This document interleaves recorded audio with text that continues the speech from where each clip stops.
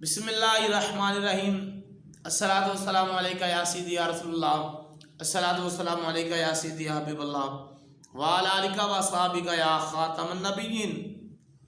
مولانا طارق جمیل صاحب انہاں دے بیٹے دا وصال ہویا ہے، فوت ہویا ہے،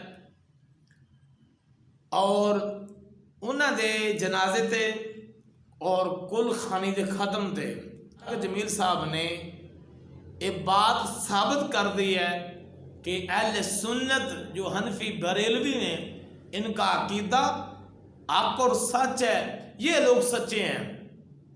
وہ کیوں کہ جنازے کے بعد دعا مانگنا بھی حرام، قبر پر جانا بھی حرام ان کے عقیدے کے مطابق ہے۔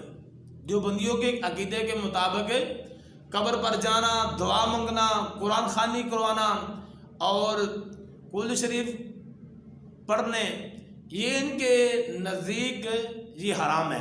واضح ثابت ہوگی حق بات، حق آخر حق ہے نا، آخرکار حق ہی غالب آئے گا۔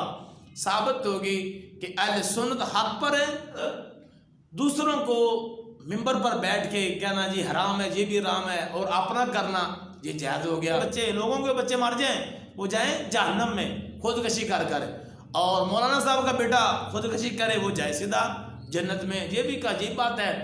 اور یہ اس بات سے بات ثابت ہو گئی، مولانا طارق جمیل صاحب نے بات ثابت کر دی کہ اہل سنت کا جو عقیدہ ہے وہ صحابہ والا عقیدہ ہے، اولیاء کرام والا عقیدہ ہے، اور حق والا عقیدہ ہے۔ اور اگر ناجائز ہوتا، حرام ہوتا، مولانا طارق جمیل صاحب کبھی بھی یہ کام نہ کرتے۔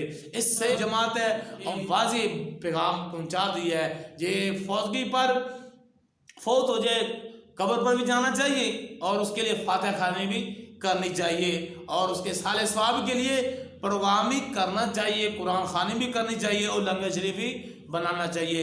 وَمَا عَلَيْنَا إِلَّا الْبَلَاغُ الْمُبِينُ۔